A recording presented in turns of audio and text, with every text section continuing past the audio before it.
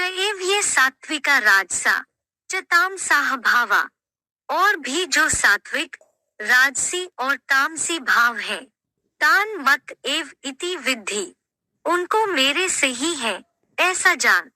अहम तेषु ना, मैं उनमें नहीं, तु ते मयि, किंतु वे मेरे हैं। च एव ये सात्विका राजसा च तामसाह भावा, तान मत एव इति विद्धि, अहम तेषु ना तु ते मयि। भावात्, और भी जो संसार में युगानुरूप क्रमशः सात्विक, राजसी और तामसी प्रकृतिगत अवसर्पिणी भाव है, उनको मेरे कैलाशी वासी महादेव से ही है, ऐसा जान। मैं ब्रह्मलोकवासी सदाशिव उनमें व्यापी नहीं, किंतु वे मेरे महादेव मूर्ति में काल क्रमानुसार है। तो जो अकर्ता है वो तो सिवाय ज्ञान सुनाने के कुछ करता ही नहीं कर्म इंद्रियों से है? और इस सृष्टि को, जिस सृष्टि में स्वर्ग भी है, नरक भी है, देवताएं भी हैं, दैत्य राक्षस भी हैं, उनको बनाने वाला, उसमें वो दोनों गुण होने चाहिए कि नहीं? क्या देवताई गुण भी होना चाहिए, एवरलास्टिंग, और आसुरी अवगुण भी होना चाहिए, एक्सट्रीम में होना चाहिए। तो शिव में है, शिव आत्मा में वो बात नहीं है। क्या?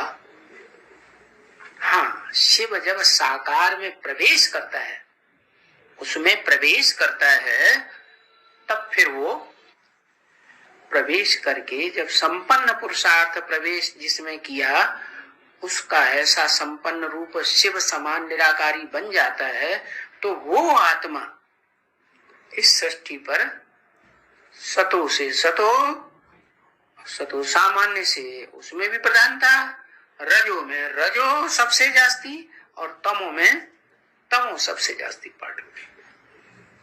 इसलिए गीता में भी लिख दिया है, क्या? जो भी संसार में सात्विक भाव हैं, राजसी भाव हैं और तामसी भाव हैं, वो सब मेरे में मत है, मेरे से निकलते हैं। मेरे से कब निकलते हैं? जब निराकारी होता है तब निकलते हैं, कि जब साकार बनता है, साकारी में प्रवेश करके तब निकलते हैं, साकार के द्वारा निकलते हैं ना।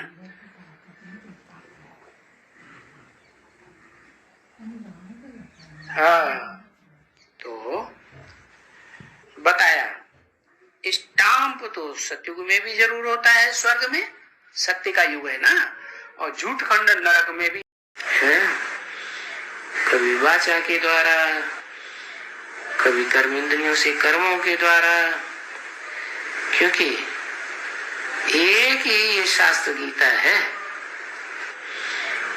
सर्वशास्त्र शिरोमणि कहा जाता है, जिसमें ये बात खंडन की हुई है, क्या? कि सर्वव्यापी कैसे हो सकता है? गीता में तो लिखा है ना, ये सृष्टि एक वृक्ष है, तो वृक्ष का बीज भी तो कोई होगा, उस बीज में सारा वृक्ष निकलता है, उसी बीज में फिर समा जाता है। तो सर्वव्यापी कहाँ हुआ? सर्वव्यापी हुआ, पत्तों पत्तों में व्यापी हुआ। इस सृष्टि रूपी झाड़ में 500-700 करोड़ मनुष्य के पत्ते हैं, तो उन पत्तों में व्यापक है क्या? और गीता में तो साफ लिखा हुआ है, नाम तेषु ते मये, मैं उनमें नहीं हूं, वो मेरे में है। माने बीज में सारा वृक्ष समाया हुआ है, लेकिन पत्तों पत्तों में बीज नहीं समाया हुआ, न डालियों में समाया हुआ, न फूलों में, न फलों में। हाँ, फलों में से पकने के बाद वो बीज निकलता जरूर है। तो फल कौन हुआ है? कब दुर्गति को पाता है?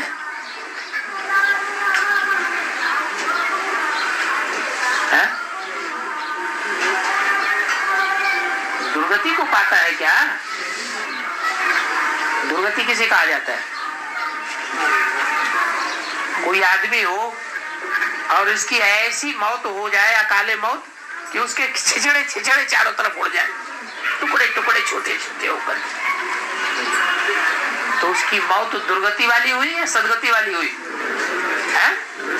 दुर्गति वाली मौत कहेंगे। तो क्या परमात्मा दुर्गति को पाता है? जो सर्वव्यापी हो गया, तो दुर्गति को कौन पाता है? अरे परमपिता परमात्मा शिव तो कभी न दुर्गति को पाता है न सदगति को पाता है। फिर इस दुनिया में कौन है जो सबसे जास्ती दुर्गति को पाता है और सबसे जास्ती सदगति को भी पाता है? वो कौन है? जरूर कहेंगे प्रजापिता। एक बीज छोटा सा, सारे वृक्ष का बीज, वो वृक्ष का बीज है छोटा सा, लेकिन उसका अंश सारे वृक्ष में समा जाता है। ये बीज नहीं रहता है, सारे वृक्ष में समा जाता है। इसलिए उस भक्ति मार्ग की गीता में लिख दिया है, ना अहम तेषु ते मय, मैं उनमें नहीं हूं लेकिन वे मेरे में हैं। अब देखो भक्ति मार्ग की गीता में भी कितनी सच्ची बात लिखी है। क्या कि मैं उनमें नहीं हूं, किनमें? पत्तों में, टहनियों में, फूलों में, फलों में। बीज है क्या? बीज नहीं है, परंतु वो सब मुझ बीज में समाये हुए। तो परमात्मा कब दुर्गति को नहीं पाता है। ये सभी विचार सागर मंथन करने की बातें हैं। क्या कि मनुष्य सृष्टि का बीज जो है वो सारे मनुष्य सृष्टि वृक्ष में व्यापक होता है, या परमपिता परमात्मा शिव व्यापक होता है? कौन व्यापक होता है?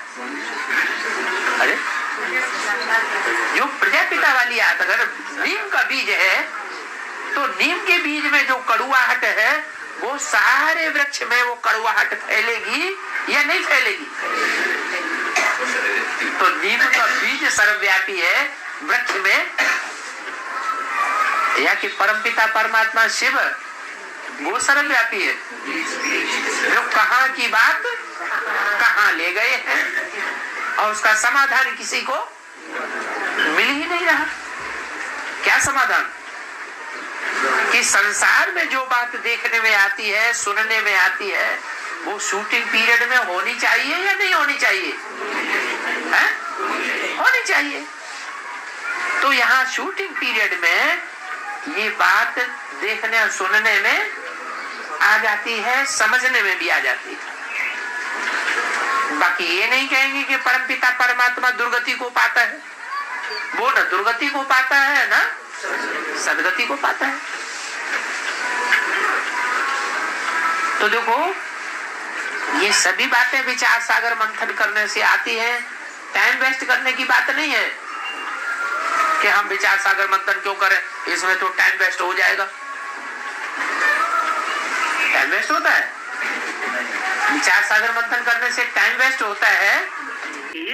उस समय बोला अभी है भ्रष्टाचारी दुनिया, और 10 वर्ष के बाद होगी भ्रष्टाचारी दुनिया। कहाँ है भ्रष्टाचारी? हाँ, एक में 500-700 करोड़ जो भी मनुष्य मात्र हैं वो सब एक बीज में समाये। ना हम तेषु ते मय। संस्कृत गीता में भी क्या कहा है? मैं उनमें व्यापक नहीं हूँ 500-700 करोड़ पत्तों में। वो 500-700 करोड़ पत्ते सब मेरे में व्यापक है। तो किसके लिए बोला? सुप्रीम सोल के लिए नहीं बोला। वो सुप्रीम सोल जब साकार में, जिस साकार में प्रवेश करता है उसके लिए बोला। क्या बोला? कि मैं उनमें व्यापक नहीं हूं लोग जो कहते हैं कि परमात्मा सर्वव्यापी है, ये झूठी बात है। लेकिन वो सब पत्ते मुझ बीज में समाये हुए, ये बात सत्य है। माना 500-700 करोड़ मनुष्य आत्माओं के अंदर जो भी स्वभाव संस्कार भरे हुए हैं, अच्छे से अच्छे और बुरे से बुरे, वो सारे संस्कार मुझ बीज रूप आत्मा में समाये हुए। फिर बिगड़ी हुई दुनिया को गिराने के निमित्त कौन बनता है? और जो सुधरी हुई दुनिया होती है त्रेता के अंत तक, उसको नीचे गिराने के निमित्त कौन बनता है? एक के नीचे गिरने से सब नीचे गिर जाते हैं, एक के पावन बनने से सब पावन बन जाते हैं। लेकिन ये बीज दो दल वाला है, प्रवृत्ति मार्ग का दल है, प्रवृत्ति मार्ग का बीज है, निवृत्ति मार्ग का बीज नहीं है। कोई कोई बीज ऐसे होते हैं, सन्यासी होते हैं अकेले, बीज भी तो ऐसे होते हैं, और कोई बीज ऐसे होते हैं दो दल वाले होते हैं। तो मैं बीज हूँ इस सारी सृष्टि का। इस सारी सृष्टि का जो बीज है वो कौन हुआ? फिर प्रजापिता, ब्रह्मा नहीं, उसमें ब्रह्मा शब्द नहीं लगना चाहिए, प्रजापिता ब्रह्मा को। तो इस सृष्टि में अंत तक रहना ही है या नहीं रहना है? रहना है। तो गाया हुआ है, कालों का काल महाकाल, जिसको कोई काल खा नहीं सकता, ऐसा महाकाल सारी दुनिया को खा जाएगा, अपने में समा जाएगा, लेकिन उसको कोई खा नहीं सकता।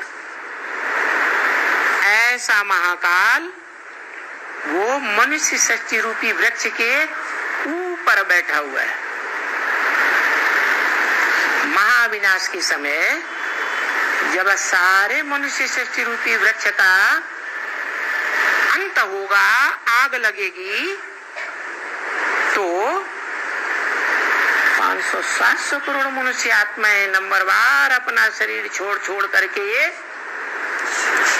बिंदु बिंदु आत्माएं दिखाई गई हैं। किस तरफ जा रही हैं?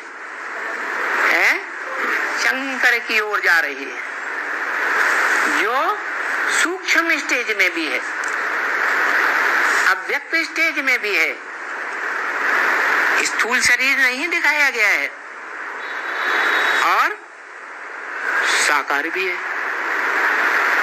ऐसे नहीं है कि साकार शरीर नहीं है, साकार शरीर तो है, लेकिन साकार शरीर और साकार शरीर की इंद्रियों का भान नहीं है, इसलिए लिंग रूप में दिखाया जाता है।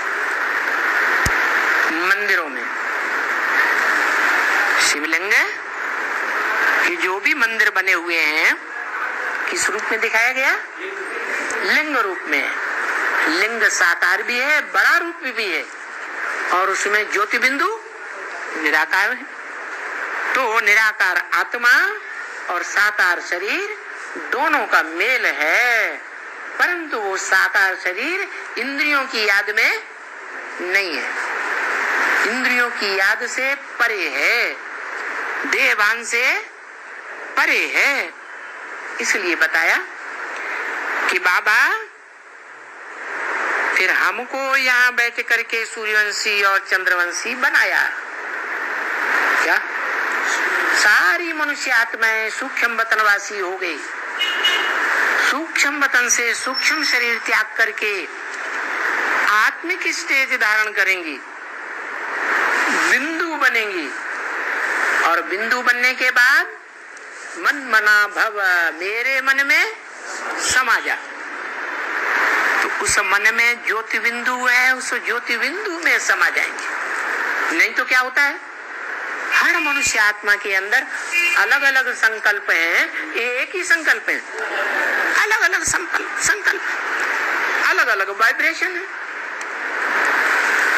जब जब सारी मनुष्य आत्माएं बिंदु में समा जाएंगी तो सबका संकल्प एक में तिरोहित हो गया या अलग अलग संकल्प रहेंगे? है एक में तिरोहित हो गया, तो वो एक ही है जिसमें महाविनाश के समय सारी जड़ जंगम दुनिया, जड़ पृथ्वी जलवायु अग्नि जिनसे शरीर बनता है, और जंगम माना चैतन्य आत्माएं, पशु पक्षी प्राणी सबकी आत्माएं भी और 5 तत्वों का शरीर भी उस एक ज्योति बिंदु में समा जाएगा। क्या एक में ही समा जाएंगे और एक में से ही वापस फिर नई सृष्टि में आएंगे। तो बोला बाबा फिर हमको यहाँ बैठ करके सूर्यवंशी और चंद्रवंशी बनाया, यहाँ मैंने इस सृष्टि में बैठ करके क्या कहाँ ले जाएंगे? है अरे पहले शांति धाम में ले जाएंगे, फिर सुखधाम में ले जाएंगे। सुखधाम में ले तब जाएगा जब खुद सुखधाम का वासी हो। खुद सुखधाम का वासी नहीं है तो सुखधाम में कैसे ले जाएगा? ले जाएगा है? बाप मकान बनाता है, बच्चों को मकान देता है, तो खुद भी मकान में रहता है या नहीं रहता है? रहता है। तो बताया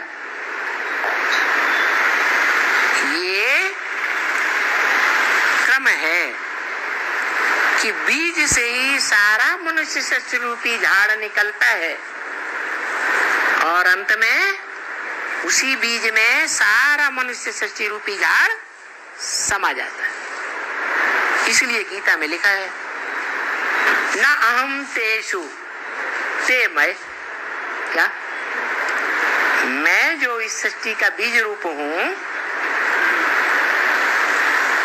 मैं उन जड़ों में, तनों में, टहनियों में, पत्तों में, फूलों में, फलों में समाया हुआ नहीं हूँ। प्रकार रहेगी है? नहीं रहेगी। तो उसे मनुष्य कहेंगे या भगवान कहेंगे?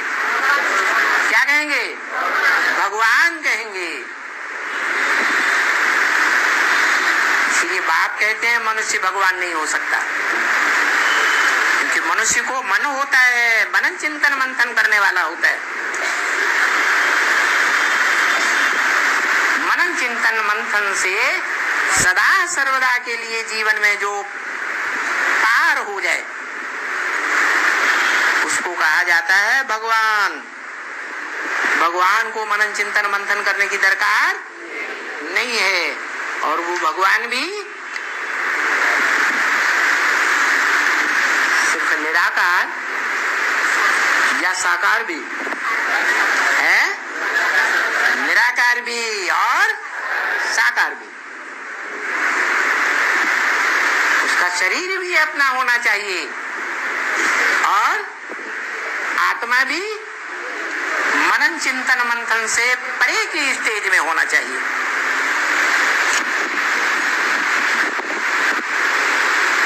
वो दुनिया वाले तो बाप के लिए कहते हैं कि वो सर्वव्यापी है। क्या क्या कहते हैं? भगवान सर्वव्यापी है। अरे भगवान सर्वव्यापी है, जब भगवान की जो योग शक्ति है, योग का वाइब्रेशन है,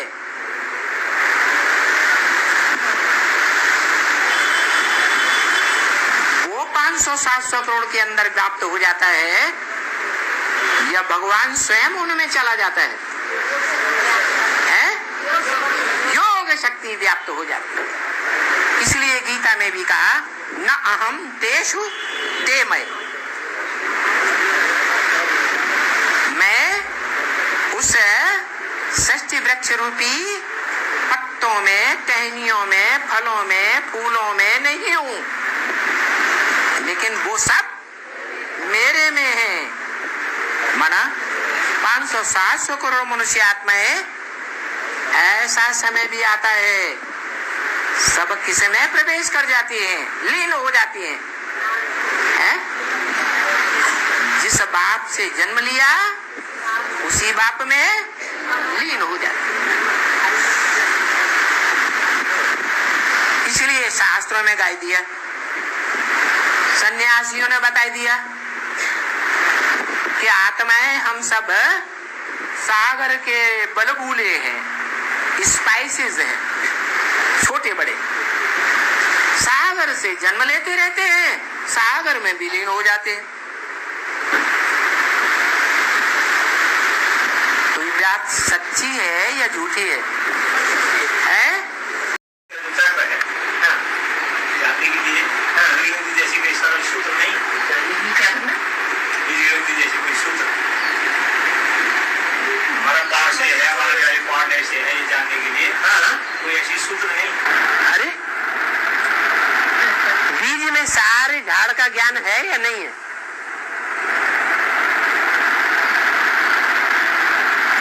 ना अहम ते सुते मैं उन पत्तों में नहीं हूं, परंतु वे पत्ते मेरे में हैं।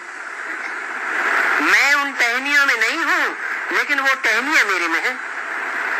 मैं उन फलों में, फूलों में नहीं हूं, लेकिन वो फल फूल मेरे में, बीज में है। भगवान सारी सृष्टि का बीज है ना, तो बीज रूप स्टेज में स्थिर होने से सारा ज्ञान आएगा। अरे बीज में सारा ज्ञान है कि नहीं? तो बीज रूप स्टेज में स्थिर क्यों नहीं होना चाहिए? अरे नहीं समझ में आया? आएगा, अभी आया नहीं। बीज रूप स्टेज में रहने से सारा ज्ञान आएगा, ये प्रैक्टिस करना है। मैं स्टार आत्मा हूँ, ये स्टार यहाँ चमक रहा है, स्टार पे सारा ध्यान केंद्रित करना है।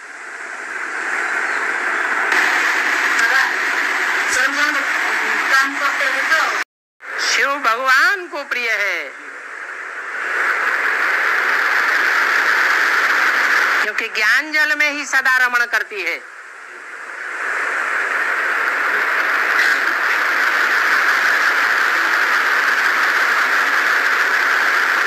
बाकी आत्माएं सदैव ज्ञान जल में रमण नहीं करती है।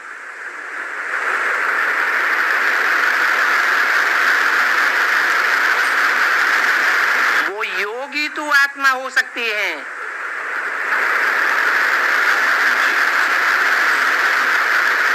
बाकी किसी को ज्ञानी तू आत्मा नहीं कहेंगे।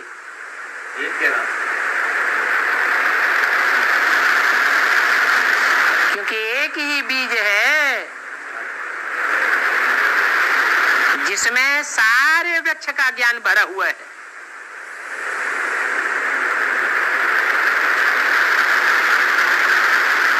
एक बीज में जड़ों का भी ज्ञान है, तने का भी ज्ञान है, टहनियों का भी ज्ञान है, फलों का भी ज्ञान है, फूलों का भी ज्ञान है।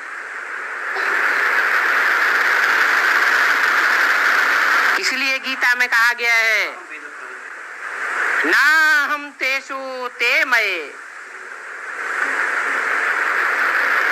मैं उन पत्तों में नहीं हूँ, टहनियों में नहीं हूँ, परंतु वो पत्ते और टहनियां मुझ बीज रूप में समाई हुई है। कैसे समाई हुई है? याद के द्वारा समाई हुई है।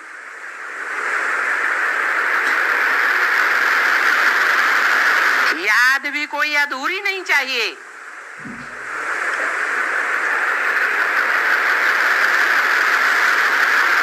अधूरी याद करने वाले भी दुनिया में बहुत हैं।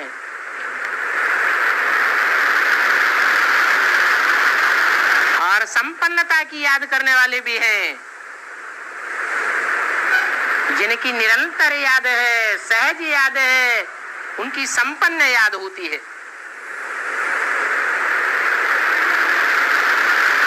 है साकार में निराकार को याद करने वाले नंबरवार शक्तिशाली हैं। फिर जो पेड़ पौधे हैं उनकी आत्माएं भी नंबरवार शक्तिशाली हैं। तो जो सबसे जास्ती शक्तिशाली होंगे वो ज्यादा ऊंची स्टेज में जाएंगे या कम पावर वाले ऊंची स्टेज में जाएंगे। तो ऐसे ही है, सबको घेर करके परमपिता परमात्मा रहता है, सबको आवृत करके। उसकी पकड़ से बाहर कोई नहीं जा सकता। प्रजापिता भी नहीं जा सकता, राम कृष्ण की आत्माएं भी उसको क्रॉस करके नहीं जा सकती। फिर उसके बाद नंबरवार मनुष्य आत्माएं हैं जो सारी सृष्टि को घेर के रहती है। इसलिए बोला